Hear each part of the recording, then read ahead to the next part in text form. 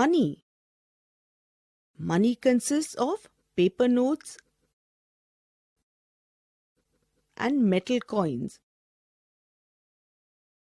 It is used as a measure of value as a means of calculating wealth and for buying and selling goods.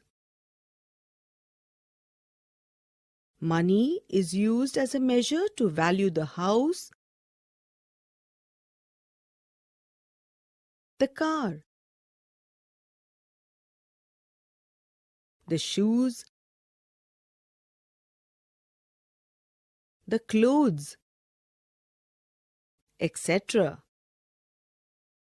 We use money for different purposes, such as to shop, to buy tickets for travel, to eat in a restaurant, etc. Currency. Each country has its own currency. When people travel from one country to another, they have to change their currency into that of the country which they are visiting. The rate at which one currency is exchanged for another currency is called the exchange rate. Let's take a look at the currencies of some countries. Euro is the currency of France. Dollar is the currency of United States of America. Tanzanian shilling is the currency of Tanzania. Singapore dollar is the currency of Singapore. Thai baht is the currency of Thailand. Pound sterling is the currency of England. South African rand is the currency of South Africa.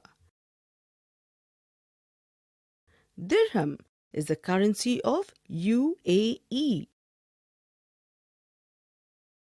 Australian dollar is the currency of Australia. Danish krone is the currency of Denmark. Currency in India. In India, we see coins of 50 paise,